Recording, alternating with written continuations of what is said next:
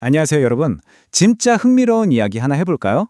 인류의 아주 까마득한 기나긴 역사부터 바로 코앞으로 다가온 2026년에 대한 엄청나게 대담한 예측까지 오늘은 세상을 바라보는 아주 독특하고 어떻게 보면 거대한 철학적 세계관을 다룬 자료를 하나 파헤쳐 보려고 합니다.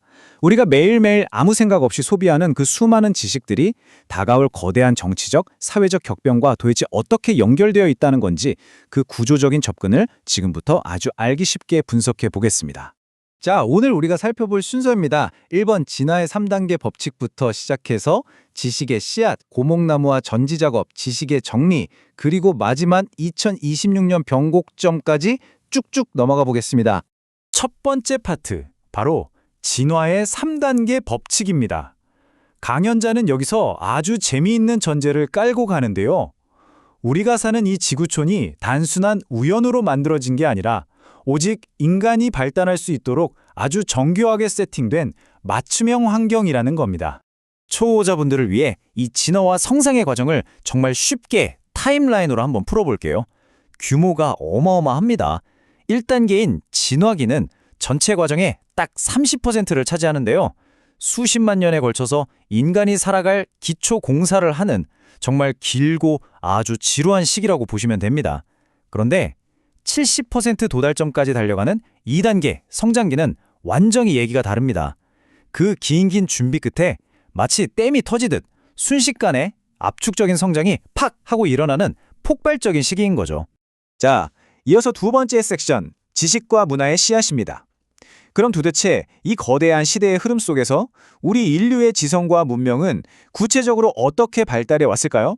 여기서 진화기와 성장기의 역할이 아주 극명하게 갈립니다. 그 기나긴 진화기는요, 인간이 뚝딱하고 완성되는 시기가 아니라 지식이나 문화 같은 인간 사회의 기본이 될 씨앗들을 정말 묵묵히 아주 천천히 만들어내는 과정이었어요.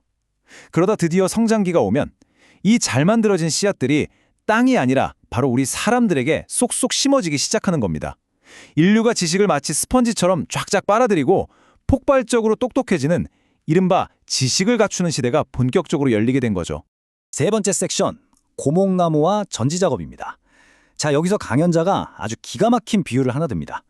지식이 자라나는 이 지난한 과정을 설명하기 위해서 인류의 지정학과 역사를 거대한 한 그루의 고목나무에 비유합니다. 강연자의 이 독특한 세계관을 들여다보면요, 서양 세계는 나무의 가지, 중화권은 나무의 둥치, 그리고 한반도는 나무의 뿌리에 해당한다고 봅니다. 근데 여기서 진짜 흥미로운 게 뭔지 아세요? 바로 인구의 분배입니다. 가지와 둥치인 서양과 중화권에는 무려 30억 명이라는 어마어마한 인구를 넉넉하게 배치해두고 뿌리인 한반도에는 딱 3천만 명만 남겨두었다는 거예요. 이게 바로 강연자가 주장하는 아주 구체적인 우주적 지정학 모델입니다. 그리고 이 개념을 뒷받침하기 위해 자료에서는 이승만 초대 대통령의 그 유명한 연설, 아시죠? 3천만 동포 여러분, 뭉치면 살고 흩어지면 죽습니다. 이걸 딱 인용합니다. 강연자는 이걸 그냥 단순한 정치인들의 수사가 아니라고 봅니다. 뿌리의 3천만 명, 그리고 가지의 30억 명.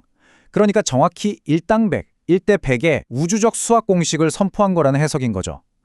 뿌리에 있는 한 사람이 인류 100명의 몫을 해내야 한다는 아주 엄청나게 무거운 책임감이 부여되는 대목입니다. 근데 여기서 한 발 더 나아가서 진짜 파격적인 주장은 바로 세계대전을 바라보는 관점입니다. 강연자의 주장에 따르면요, 1차, 2차 세계대전은 그냥 단순한 전쟁이나 파괴가 아니라 이 고목나무가 더 잘 자라게 하기 위해서 잔가지를 쳐내는 우주적 차원의 전지작업이었다고 합니다. 그러니까 진화기를 끝내고 본격적인 성장기로 넘어가기 전에 앞서 말한 그 인구 비운에 맞춰 잔가지를 싹 추려내고 유엔 같은 현대의 새로운 국제 질서를 재편하기 위한 정말 필연적인 리셋 과정이었다는 거죠. 자, 이제 현대로 넘어와 보겠습니다. 네 번째 섹션, 지식의 정리입니다. 그렇다면 인류가 지금까지 쏟아낸 이 방대한 지식들을 책임져야 하는 리더들, 자료에서는 이들을 홍익인간이라고 부르는데요. 이 사람들은 과연 구체적으로 뭘 해야 하는 걸까요? 여기서 지식과 문화의 씨앗을 다루는 3단계 과정이 나옵니다. 왜 이걸 단계별로 연구하고 정리해야 하는지 들어보세요. 첫째, 일단 인류가 생산한 지식을 스펀지처럼 쫙 빨아들이는 흡수 단계. 둘째, 그 지식의 진짜 깊은 의미와 사회적 쓰임을 치열하게 파고드는 연구 단계. 마지막 셋째, 이 연구를 바탕으로 사회 전체를 위한 새로운 질서를 쫙 잡아주는 정리 단계입니다. 그러니까 나 혼자 똑똑해지고 끝나는 게 아니라 그 지식을 사회 전체를 올바른 방향으로 이끌 명확한 이타적인 질서로 정리해내는 것. 그게 바로 리더의 진짜 존재 이유이자 막중한 임무라는 겁니다. 그런데 여러분, 그래서 가장 뼈아픈 부분이 바로 여기입니다. 우리가 완벽하게 실패한 지점이거든요. 강연자는 현대사회가 지식을 진짜 미친 듯이 흡수해서 다들 무척이나 똑똑해지기는 했는데 딱 1단계 흡수에만 멈춰버렸다고 꼬집습니다. 그 의미를 제대로 연구하지도 않았고 사회를 위해 정리해서 새로운 질서를 만들지도 못했다는 거예요. 그 결과가 뭔지 아시죠? 뛰어난 지식과 스펙을 가지고 오직 남들 위해 군림하고 나 혼자 잘 먹고 잘 사는 데만 쓰는 너무나 이기적인 사회가 된 겁니다. 지식의 방향성을 완전히 상실해버린 것. 이게 바로 현재 인류가 직면한 가장 근본적인 위기라는 거죠. 그리고 이렇게 지식을 정리하지 못한 실패는 곧바로 아주 무서운 미래와 직결됩니다. 마지막 5번째 섹션, 다가오는 2026년의 변곡점입니다. 이 지적 정체의 대가는 정말 무겁습니다. 강연자의 타임라인을 보면요. 2012년 12월 21일에 성장의 70% 임계점에 도달하면서 과거의 시대는 이미 끝났다고 합니다. 그리고 2024년까지 우리가 잘못 쓰고 있는 지식의 방향을 스스로 바로 잡고 사회를 정비할 수 있는 12년이라는 일종의 유예기간이 주어졌었죠.